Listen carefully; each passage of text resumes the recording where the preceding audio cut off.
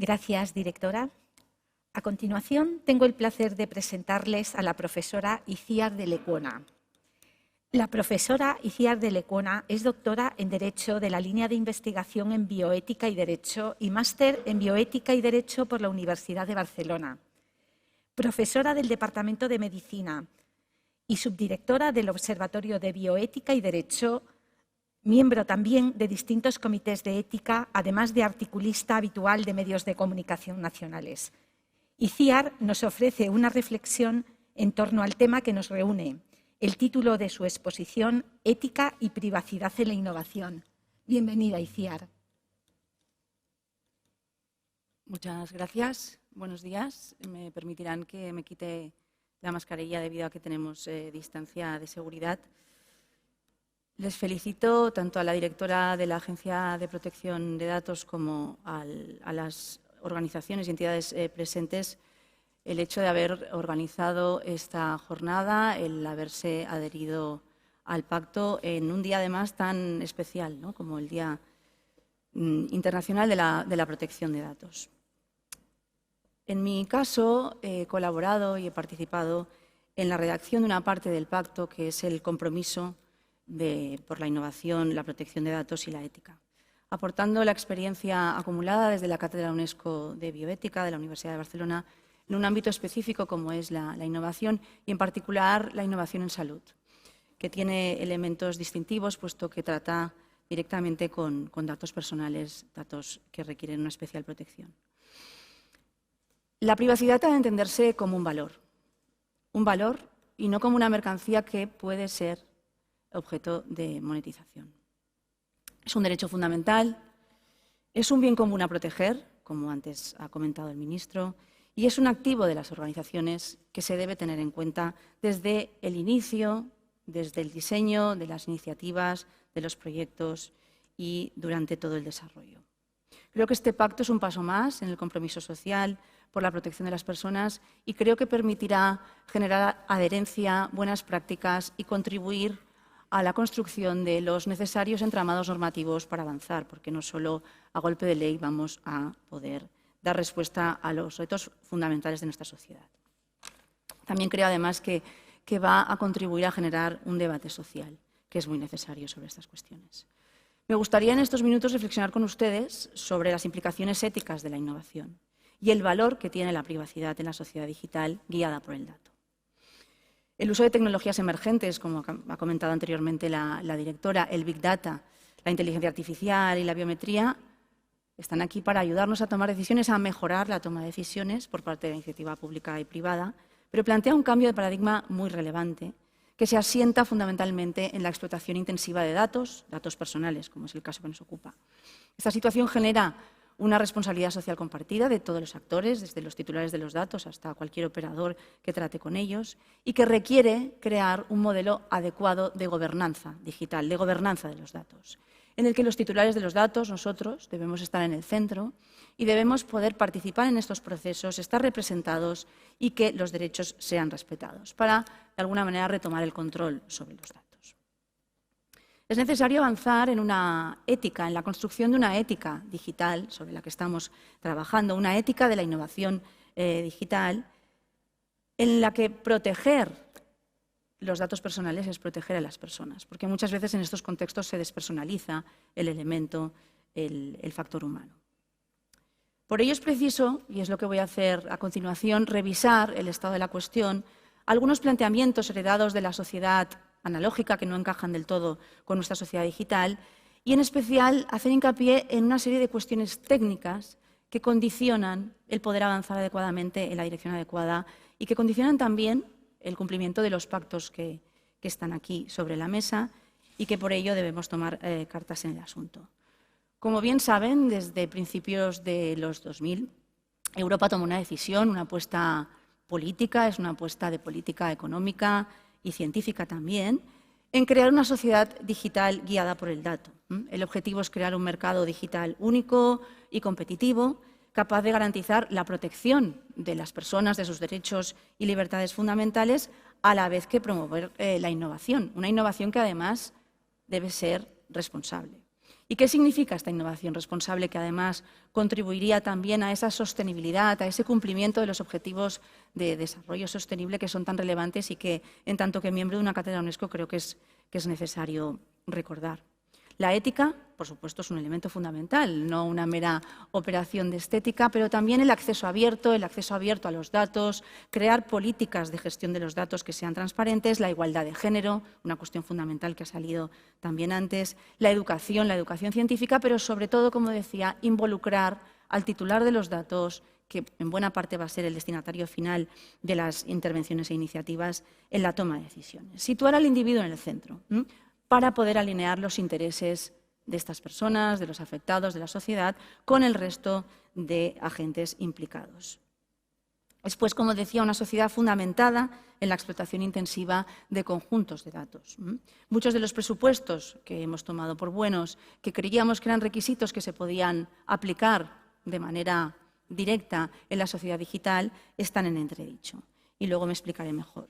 Lo que sí que está claro es que desde el punto de vista ético, la reflexión tiene que centrarse en revisar qué valores consideramos como buenos, como adecuados, aquello que perseguimos, pero también determinar los límites, es decir, determinar el umbral de riesgo que queremos asumir, qué es lo que estamos dispuestos a asumir cuando se introduce este elemento tecnológico y cuando centramos en la explotación de datos como objetivo y, por lo tanto, establecer garantías. Además, contamos con un marco legal. La situación antes de 2018 era completamente distinta. Y contamos también con un cuerpo de principios éticos y de códigos éticos que nos van a permitir avanzar. Les pondré algunos ejemplos desde mi ámbito. Esta sociedad digital guiada por el dato avanza hacia una medicina más personalizada, sistemas sanitarios más eficientes, un envejecimiento activo y bienestar. Y vemos también cómo la pandemia ha puesto de manifiesto que el foco está en la explotación intensiva de datos personales y que hay muchas iniciativas, tanto públicas como privadas, el desarrollo de sistemas de predicción para la COVID-19 o aplicaciones de salud. Es decir, todo un universo de aplicaciones y de intervenciones y de infraestructuras digitales que necesitan acceso a estos datos personales y que además deben contar con la confianza de las personas, cuando sabemos que no todo se puede centrar única y exclusivamente en pedir el consentimiento informado cuando tenemos que comprender este fenómeno digital al que nos enfrentamos. Más ejemplos. Es conocido el caso de Cambridge Analytica, es decir, la manipulación, ¿no?, de la voluntad de las personas, aquellas consideradas más vulnerables, para modular, modificar, dirigir su intención de voto. Ese es un cambio muy relevante que debemos entender. Y además, por ejemplo, podemos pensar en modelos de negocio como la genética directa al consumidor, en las que se crean bases de datos personales que luego acaban siendo cedidas a, por ejemplo, empresas o industrias farmacéuticas para avanzar en la generación de conocimiento. Y aquí hay una información personal, información genética, nuestros gustos, y se pueden hacer perfilados, ¿no? El problema de los perfilados, que creo que es una cuestión sobre la que debemos debatir. Claro, todos estos ámbitos, como ven, y son ejemplos que aporto aquí de máxima actualidad, están centrados en la explotación de datos personales y en la convergencia de tecnologías. Por lo tanto, podemos decir que los datos personales son el oro de nuestro tiempo, son la principal materia prima, y entre ellos, pues el ejemplo de los datos de salud es muy gráfico. Y son considerados por la legislación como categorías especiales. Por ello, deben ser objeto de la más alta protección. ¿Pero por qué? Porque lo dicen todo de nosotros y en función de los usos que les demos, en función de los usos que les den terceros. Podrían ser usados a nuestro favor, pero también podrían afectarnos, ¿no? Y podrían generar discriminaciones, que es una obviedad, ¿no? La no discriminación, fomentar la igualdad, la toma de decisiones, pero ciertas discriminaciones que podrían estar encubiertas o que no fuéramos capaces de llegar a entender. Por eso es tan importante, como comentaba la directora, la formación y la alfabetización digital, que además está recogida legalmente. La posesión de datos por parte de terceros, la posesión de conjuntos de datos, que eso cambia mucho el escenario, bien sea por parte de iniciativa pública o privada, puede afectar a nuestros derechos. Y esta situación, hago hincapié en esta situación, pasa inadvertida para la mayoría de personas. Vivimos en un momento de solucionismo tecnológico en el que creemos que la tecnología lo va a solucionar todo per se, y también hay cierto entusiasmo digital que no nos deja entender bien la situación. Pero sí que es verdad que desde el punto de vista ético y también como compromiso social debemos comprender que las decisiones que se tomen ahora van a afectar a nuestra vida, a colectivos, a sociedades, incluso a democracias. Y lo hemos visto, ¿no?, a través de ejemplos. En la sociedad digital, guiada por el dato, hemos dejado de ser anónimos, y este punto es muy, muy, muy relevante, para ser reidentificables. Ustedes saben que con el sexo, el código postal, la fecha de nacimiento, es posible reidentificar a las personas en un porcentaje muy elevado. ¿Pero por qué? Pues debido al desarrollo de la tecnología, y eso tiene todas las ventajas, y por supuesto también tenemos que sopesar los inconvenientes, y debido también a la ingente cantidad de información que acumulamos, bases de datos, pero también que nosotros emitimos constantemente. Y así es posible realizar patrones de comportamiento y predecir conductas, y eso es algo muy positivo y que puede ser tremendamente beneficioso para la sociedad. Para ello, vemos cómo el algoritmo, ¿no?, cobra muchísimo protagonismo, y ese algoritmo que va a ayudarnos a tomar decisiones en nuestra sociedad se nutre de conjuntos de datos personales. Entonces tenemos que situar, como decía, al ciudadano, al titular del dato, al afectado en el centro. Pero es verdad que en pocos años hemos transitado velozmente de un entusiasmo pues, por el Big Data, ¿no?, que nos tenía deslumbrados, a la devoción por la inteligencia artificial, pero no hemos podido comprender las implicaciones. Entonces, esta necesidad de formación y alfabetización es algo que yo quiero destacar, pero también porque justo antes del inicio de la pandemia, Europa ya tomó cartas sobre el asunto y en su estrategia digital y en su estrategia o su hoja de ruta para la inteligencia artificial hacía hincapié en estas cuestiones. No se trata solo de educar a la ciudadanía de la alfabetización digital, sino que también los operadores, aquellos que toman decisiones, deben tomar conciencia de este cambio. Pero sí que es verdad que, como decía, estoy revisando cuestiones técnicas, la realidad social que nos envuelve. Hay una cuestión fundamental que yo creo que nos tiene que situar para tomar decisiones y provocar un cambio, que es que debemos ser conscientes de que todavía no tenemos las infraestructuras tecnológicas suficientes como para asegurar la protección de datos. Si nosotros nos comprometemos a proteger los datos, pero técnicamente no avanzamos en cubrir estas necesidades, va a ser difícil. Y esta cuestión es muy relevante porque, como ustedes saben, Europa también ha tomado una decisión que cambia completamente las dinámicas, que es transitar hacia el acceso abierto, hacia la reutilización de datos, hacia la interoperabilidad de los datos. Esta situación evidencia la excesiva también dependencia de las tecnológicas y cómo deberíamos revertir esta situación. También, al hilo de las palabras de la directora, se suele decir que la innovación en Europa es muy lenta y que el emprendimiento pues, no es algo que se considere como prioritario. Pero si algo nos caracteriza, y este lugar es un foro perfecto para decirlo, es que en Europa se prioriza la protección de datos, la protección de los derechos y libertades fundamentales, y esta innovación, este emprendimiento que puede ser más lento es porque primero analizamos los valores y determinamos cuáles son esos derechos que queremos proteger y promover. Yo creo que en ese sentido se está avanzando, pero sí que es verdad que hay una serie de cuestiones que convendría cambiar. Por lo tanto, también es preciso tomar en consideración que la innovación se produce en un contexto muy competitivo, en un contexto competitivo en el que a veces las fuerzas del mercado nos pueden llevar a tomar decisiones que no nos hayan permitido evaluar adecuadamente, como se decía, el impacto que tienen las tecnologías en la protección de los derechos de las personas. Ante este cambio que implica la explotación intensiva de datos y, como se ha dicho, tenemos que poner todas las condiciones para que el titular sepa qué datos se tratan, cuándo, cómo, dónde y quién va a tener acceso y durante cuánto tiempo, considero que es necesario cuidar los datos, como se decía en la línea del profesor Innerarity, también estoy completamente de acuerdo y suscribo estas consideraciones. Cuidar los datos personales como principal activo de las organizaciones, pero sí que creo que las organizaciones deben comprometerse a generar las condiciones para crear una cultura de privacidad. Una cultura de privacidad que transite y que complemente esa necesidad de pedir el consentimiento informado, por supuesto, a los titulares, con la transparencia y la rendición de cuentas. Y aquí vamos directamente al contenido del compromiso. La responsabilidad digital está vinculada a los derechos humanos. Por supuesto, el objetivo es respetar la intimidad y la confidencialidad de los datos personales, pero también ese respeto por la autonomía de las personas. El requisito del consentimiento informado no se puede banalizar, es decir, esa información previa que nos tienen que dar de manera clara e inteligible para tomar decisiones libres, informadas y de manera voluntaria, requiere unos procesos, requiere unos tiempos y también requiere simplificar la información, situación que no es nada fácil. Felizmente existe regulación, como decía, existe ese universo normativo, pero creo que es necesario y más que nunca tomarse muy en serio el cumplimiento de los principios de protección de datos. Esos principios de protección de datos que se heredan del modo analógico y que se complementan con nuevos principios como el de minimización, ¿no? el de minimización del dato y también nuevos derechos como la portabilidad del dato.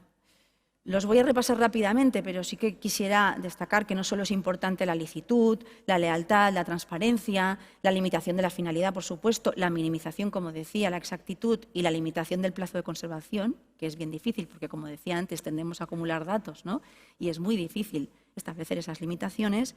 Me gustaría destacar la integridad, como se ha dicho antes, la calidad de los datos, porque va a determinar completamente cómo vamos a llegar a un resultado que evite desviaciones y, sobre todo, la proporcionalidad, la necesidad y la minimización, solo utilizar aquellos datos que son necesarios para los objetivos que persigo. Impulsar la transparencia, pero impulsar la transparencia no es una mera declaración de intenciones, es decir, los usuarios tienen que saber qué ocurre. Y hay una cuestión fundamental que es evitar la discriminación. Estoy repitiendo algunas ideas, pero es relevante porque pues, a finales de los 90, si nos fijamos en el ámbito de la salud o en otros ámbitos, incluso la UNESCO, ¿no? con sus declaraciones internacionales sobre protección de datos genéticos, ¿no? Estábamos viendo cómo en su momento la sociedad puso el foco en la no discriminación por razones genéticas. Ahora nos tenemos que centrar además en la no discriminación por razón de sesgos algorítmicos, etc. Discriminación algorítmica. Esto nos va a ayudar a no perpetuar sesgos y a, efectivamente, en una sociedad digital, no aumentar ni perpetuar las desigualdades existentes y las inequidades. Y claro, esto va ligado, como dice el pacto, a fomentar la igualdad de género. Y yo insisto en las políticas de acceso abierto de las organizaciones, las políticas de gestión de los datos y, por lo tanto, la gobernanza digital, que no es el mero cumplimiento legal y que permite esa participación ciudadana para elegir el rumbo y participar en los procesos. Estos días hablamos de inteligencia artificial, estamos viendo que puede ser un apoyo fundamental, que puede cambiar muchísimas situaciones de nuestra vida cotidiana y puede ser beneficiosa, pero como nos recuerda la Unión Europea, esta tecnología que utiliza datos personales tiene que estar centrada en el humano, tiene que ser robusta, tiene que ser segura, tiene que estar asentada, decía, ¿no? En cuanto a la innovación, en los derechos fundamentales y los valores sociales europeos. Y debe incorporar dos cuestiones que son tremendamente difíciles, dos cuestiones que son principios, es decir, el principio de la explicabilidad, cuando todos sabemos que ahora hay cajas negras que no permiten explicar lo que está sucediendo, sin embargo nos llevan a un resultado beneficioso. Por eso decía que tenemos que estar dispuestos y tenemos que analizar qué riesgos queremos asumir y, por lo tanto, qué nos define también como humanos en una sociedad tremendamente digitalizada. Y, por supuesto, tiene que ser un apoyo y no una sustitución. Y en los minutos que me quedan me gustaría destacar que creo que si bien vamos, ¿no? en el rumbo y en el camino adecuado, debe haber un fuerte compromiso, ¿no? Un fuerte compromiso no solo de este paraguas ético, sino de aterrizar la legislación. Y lo digo convencida porque lo veo todos los días en el ámbito de la salud y la importancia que cobra, es decir, llevar a cabo las preceptivas evaluaciones de impacto que establecen la normativa en ese cambio proactivo, ¿no? y de gestión de los riesgos por parte del responsable. Porque efectivamente estas nuevas dinámicas que permiten esta conjunción entre principios, derechos, impacto social y cuestiones técnicas, nos van a permitir un cambio, es una magnífica oportunidad para cambiar y avanzar hacia ese modelo de gobernanza digital. Pero es verdad que tiene que haber voluntad de cambio y que la protección de los datos personales debe formar parte del ADN de las organizaciones. Por eso he considerado importante destacar el cambio de paradigma y ese estado de la cuestión y las consideraciones técnicas. Es necesaria la formación y la alfabetización digital y en el minuto que me queda es muy importante fomentar desde las organizaciones a nivel interno la construcción de capacidades y competencias digitales. La iniciativa pública tiene que colaborar con la privada y viceversa, vamos de la mano, en el ámbito de la salud es un ejemplo, y fomentar la creación de equipos interdisciplinares. Los científicos de los datos hoy explican, ¿no?, cómo para ellos es fundamental colaborar con otras disciplinas, con filósofos, con juristas, con otras disciplinas para determinar el objetivo y, sobre todo, analizar la justicia del algoritmo que va a condicionar las decisiones. Que sea posible retomar el control de los datos para evitar asimetrías en cuanto al poder que generan los datos y a la toma de decisiones. Yo creo que sin educación digital los usos y los abusos van a pasar inadvertidos. Y, finalmente, me gustaría destacar la relevancia del papel de los medios de comunicación, porque van a permitir aumentar la calidad del debate en una sociedad democrática y que las personas efectivamente puedan tomar decisiones libres e informadas. Para finalizar, esto no debiera ser una mera operación de estética, ¿no?, el considerar este pacto como necesario y, como decía al principio, nos va a definir como sociedad, nos va a definir, ¿no?, lo que priorizamos, y proteger a las personas es proteger los datos en nuestra sociedad digital. Muchas gracias.